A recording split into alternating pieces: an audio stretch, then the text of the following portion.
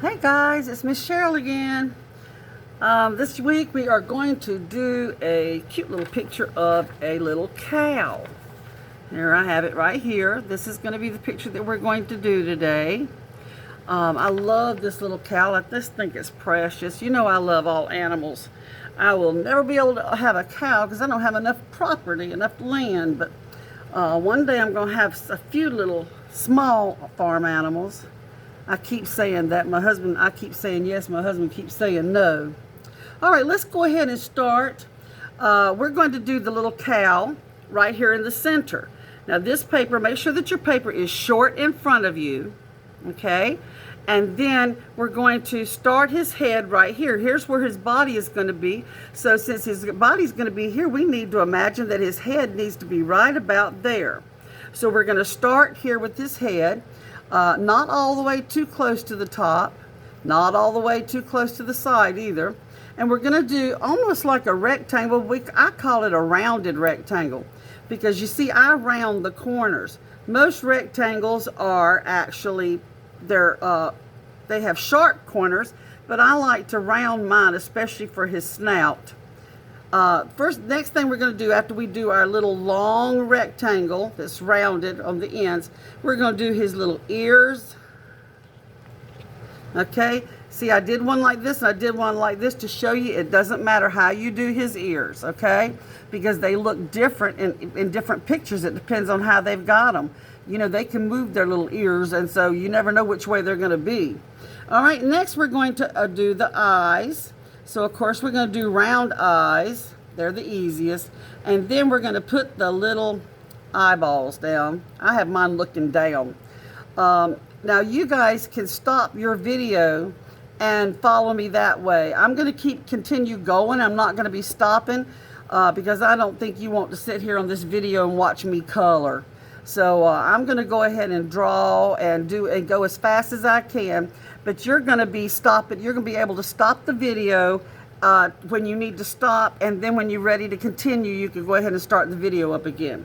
So we've got his long rectangle, his eyes and his ears. Now we're going to draw a line all the way across the bottom of his head, and this is his snout. Animals that have their mouth and their nose real close together like this at the bottom of their head, we call that a snout. Okay, so we're going to put our black crayon down, and we're going to take our pink crayon and go ahead and color that in. Let me see if I can find mine. There we go. There's my pink. Okay, and we're going to color that because, you know, if we color too close to that black, it's going to smear. You know that? So I'm trying to color it in so that it doesn't touch the black and doesn't smear. And then when I get finished with that, then I'm going to do the two little black nostrils. Okay? So then we're going to draw his body. Now we're going to start his body on the side of his head. Remember, the body's going to go out this way, so we're going to go out this way and do around this way. We're going to do his body. So on the side of his head, go out and then turn the corner and come back, and we're kind of doing like another rounded rectangle. And when you get right up underneath his chin, we're going to take another turn and go straight up, right up underneath his chin, okay, or under his mouth. Okay, so now we've got his body and we've got his head attached. Now we're going to do his tail. So we're going to do two little lines like this that are parallel, which means they're side by side, two little lines. And watch how we're going to do the end of his tail. We're going to go out, and then we're going to come into a point and make it kind of look like a paintbrush, because that's what it looks like. This is a lot of hair on the end of the tail, and the reason their tail is like that is so they can swish it around and shoo flies off of their body. Sometimes they get lucky and they actually swat a fly, but for the most part, all they have to do is just swish that sort of paintbrush around, or all that hair around, in the direction where the flies are, and they usually fly off. So that's to keep flies off of them. Sometimes I wish we had some tails or something attached to us to get rid of flies, because they are a bother, aren't they? Okay, now I'm doing 4 legs. There's 1, 2, 3, 4. I did 2 at the front and 2 at the back. There's their legs. his legs. Okay, now I'm going to put a box at the end of each leg, at the bottom of each leg. This is a hoof. These animals have hooves, just like horses have hooves, and horses, cows, pigs, goats, they all have hooves. And, I don't know exactly what they're made out of. I don't think it's bone. It might be a hard cartilage. I'm not sure. I didn't think to look that up. But it's actually, a furrier comes around and cuts them off of horses. I don't know if they do cows or not. But they can be cut just like our fingernails can be cut. It doesn't hurt us when our fingernails are cut. Well, they can do the same thing with them, or can do the same thing with them. Now we're going to take our brown and color our hooves brown, because I think that's just about the color they are. So we're coloring our little hooves brown. Okay, now we're going to take our black and we're going to do our dots on it. Have you ever seen a black and white cow? They're usually called, I think, Jersey cows. I'm not sure. They usually, most of the cows that get that on milk farms are black and white. Not all of them, but a lot of them are. Okay, so I'm going to show you how to do the dots. Some people just do like that, straight back and forth in a little patch. Or you can do like this. You can make it, because sometimes it looks like a pretty little design, like some kind of a creative shape on their bodies. Okay, so you can do whatever you want, whichever kind you want on yours. Okay, and we color them in. Okay. And I think I'll do one on the head. Kind of makes it look like little bangs, doesn't it? I'm gonna do one on each leg. Okay, one right here on the side of this leg, and one right down here. Okay, so we got the legs covered too. So you can put as many as you want on yours. Okay, now after we do this, we're going to do our ground, because we don't want him floating in the air, so we're going to give him a ground to stand on. So that, like I tell you, with all objects, whether they're indoors or outdoors, you need to put them on a surface, because things don't float in the air generally. Okay, there are some exceptions, we know. Okay, so we're going to start on the side, about the middle of the object. On its side, we're going to draw a line over to this edge. Now, I know that I can, if I'm imagining a line is going this way, I stop when I hit the cow, because I don't want to cut him half in two. So I lift up my crayon, I go over and I set it back down after I've passed his body, and then I could color right here. See, I'm doing it real softly, and then I could, instead of cutting the end of his tail off, I'm going to skip over and I'm going to go on the other side, and I can draw. See how I hope you can see that, but I did it very lightly, because I want to show you another way to do it, because a lot of kids panic and they think they get mixed up like that, and they want to do want to make sure that it's straight. So you can put a piece of paper here, and then you can just go and say, this is going to be my land. And you go like this. You move your crayon along, and when you run into the cow, you pick your crayon up, go to the other side of the cow, and then you continue on. Okay? And then you stop, because so you won't cut his tail off, and then you go to the other side of the tail, and then you finish. So that's the way to get a straight line if you want one. But of course, the ground's not always flat, not always straight. So if it goes crooked, not a problem. Okay? So just remember that.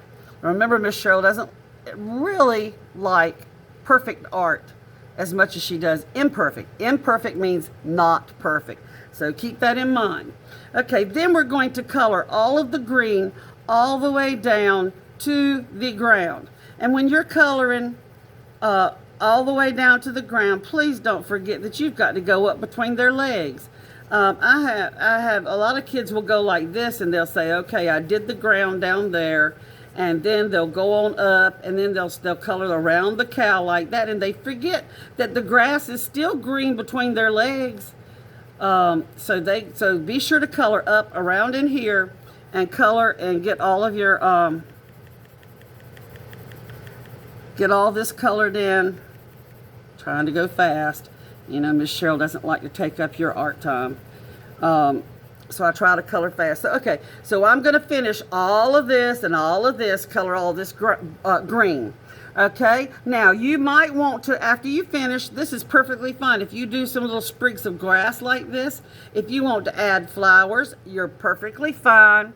You can always add things. You're the artist. I'm only showing you how to get started and maybe showing you how to do some things, but you are the artist and you can do your own creation.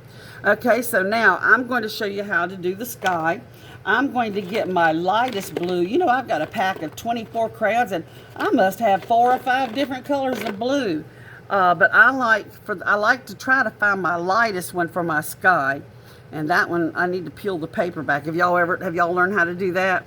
How we take our thumbnail and we scratch a little paper like this and we pull. That's why Miss Sherrill's one of the reasons my fingernails stay so ugly. I can't have pretty fingernails like other women. I have to, because I've got stuff all up underneath them all the time. Okay, so now we're going to color the sky, and I'm going to make sure that I color the sky all the way down to the ground. If you look outside, you will see that the ground, a lot of kids do this, a lot of kids will start coloring and they'll color their sky like this. And they color it and it's way up in the air like that. Well, honey, your sky doesn't stop up there way up high, and then there's a blank space right here. The sky actually goes all the way down. It might look like it's white down here, because I'm gonna tell you something about the sky. If I haven't already told you, it won't hurt you to hear it again. In reality, the sky is darker at the top than it is the bottom. So you can go like this, and see how I'm going medium. I did dark. Now I'm going to color medium, and then you could actually do light. The sky does get lighter at the bottom. Sometimes if it's a hazy day, can you see how I'm trying to get it? I'm trying to do soft. I'm trying to do dark, medium, and then light. Okay, so that's kind of realistic. But on a hazy day, which means it's kind of like a heat. Heat makes heat and water vapors. Ooh, I got a little bit of blue on the cow. Ain't gonna hurt a thing, is it? Okay, so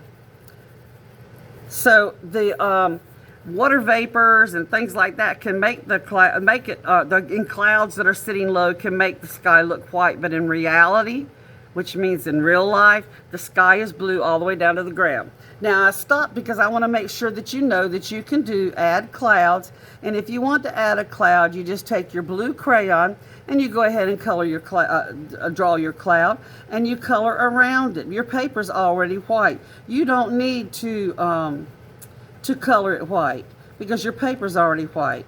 I got a cute little movie that I might ask y'all to watch next week. I'm not sure, but I just watched that movie and it was about crayons, and I thought it was so cute. These little crayons have names that match their color, and one of them, the white crayon, is always sad because nobody ever uses him. He's always sad, and somebody was trying to cheer him up, and they said, and I don't know what his little owner's name was, the little boy that owned the crayons. It might be Johnny. He said, cheer up, White. You know, it's wintertime's coming, and maybe he'll be drawing a winter picture soon, and he'll need to use you for snow. I thought that was so cute. Okay, so now I've colored all the way around my cloud. Isn't that a pretty cloud, fluffy? Now, one of the other things I wanted to show you is when you do a sun, I want you to try to do a round sun. And I like when the sun is just right out there in the middle of the sky for everybody to see, instead of hiding up in a corner. I want to show you one thing that is just, by the time you get to kindergarten and first grade, this should be a no-no. We don't do this straight line in the corner. That is a triangle, and there is no straight line in the sun. The sun is circular, is a circle, so it has curves. So if you insist on doing one in the corner, it should be at least curved. And I think most of you have graduated from the straight line and are doing that, but I prefer, and if you want to do that, that's fine. Okay, if that's what you like, I'm not going to stop you from doing that. You do it your way. But I think I like this one better, And this, believe it or not, shows a sign of maturity, showing that you're growing in art when you graduate from this to this. So you choose whichever you want to do. It's okay. And I like to do the round sun, because if you go outside and look at the sun, in reality, go out there and look at it, you see a round sun. Okay? Now I'm going to color around mine, and I'm not going to put the sun's rays on it. I like for the sun just to be round, because if you go outside and look at the sun, you do not see all those little lines sticking out away from it that represent the sun's rays. But that's okay if you like it. If you want to do it, you go right ahead and do it. But I'm going to show you this. This is how I would leave mine. Well, actually, I wouldn't even put the sun in, because let me tell you why. Should I even bother? I love teaching. I love telling y'all things, but in reality, people don't take pictures. If you're making this look like a photograph of this cow, people would not take a photograph with the sun facing the camera, because that makes the picture blurry, because the sun is so bright it comes into your camera and it blurs your picture, or it leaves out details. So a good photographer will always wait and have the sun behind their back. Okay, so the sun is shining on their back and shining on the animal to illuminate it and actually make it a little bit clearer. But some of you will understand that. If you don't, it's okay. It's not really important, okay? It's just something I thought I'd throw in there for you. Okay, so now if you really want your rays, okay, if you really want your rays on your sun, you can go like this. See, after you've colored around it, because if you try to do it like this, let me show you. If you do it like this, then coloring around these rays so they show up is going to be a lot of time. It's going to be what we call time consuming, and it's going to take a long time. But if you have plenty of time and you want to do it that way, honey, you just go right ahead. Won't bother me one bit, okay? So remember, you're the artist, your picture. All right, so I just thought I'd teach you some of these things and tell you about some of these things. You know, the more I look at my cow, my cow looks cross-eyed, doesn't he? He just doesn't look, something's up with this. Might be because I'm using this great big fat crayon. Does he look better there? He kind of looked mad, didn't he? You know what I'm going to add? Watch this. I'm going to add some eyelashes. Oh, isn't that cute now? Okay, so you do your cow however you want to.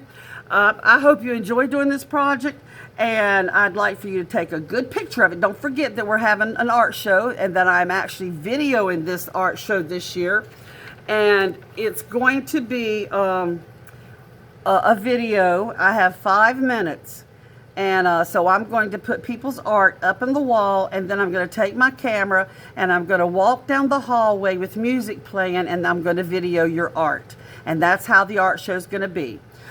So if you want to enter your work, what you need to do is either make sure that you take a very good picture of it, make sure that it's a good clear picture, and send it to me. And because I want to make sure that I include all of my remote kids that are at home. I want to make sure that I have some of your art too. And so here's what I'm going to do. Please don't be upset if yours is not chosen. You know, we've talked about that before. We can't win everything. And I wish I had enough room to put everybody's in the art show, because I think all of you are awesome in art, but I can't do that. So here's what I do. I'm going to take all the cows that I have that are turned into me, and all the cows I have. Please put your name on the back of your paper, okay, not on the front, because what I'm going to do is I'm going to get, I'll have a piece of paper that I will be putting, like, it'll be right here. Your name will be below it, like this, or beside it. And your name will be right beside your paper, so everybody will know who it belongs to. So in art, I like for you to put your name on the back, okay? Because most artists, that in an art gallery, your name is there's a name plate or a tag. Because most artists, when they sign their work, you're supposed to sign it very, very small so that it's almost hidden. Because the people think The rule of thumb is that if you put your signature too loud, too large, you're bragging, okay? You're bragging, hey, look at this. My name's more important. It's more important that you know that I did it than what I actually drew or my subject. So most artists who show humility, they will put their name very, very small. And that's why they put a name tag to make sure people can see their name. So if you would please put your name on the back, and then I lay them all out, and then I pick the very best one or two that I think will represent our school the best. And remember, if you don't like yours, doesn't mean I'm not going to like it. You might not be very satisfied with yours, but turn it in anyway, because there might be something special about it, or something that I see that you might not see, and it might have character, or just a little quirky something, that just makes me love it. And so don't you be the judge. Just please turn it in to me, and don't worry, okay? All right, guys, I'm going to go now. Hope you enjoy this project. Remember, I miss you. I love you. And I will see you next Wednesday. All right. Bye-bye, guys.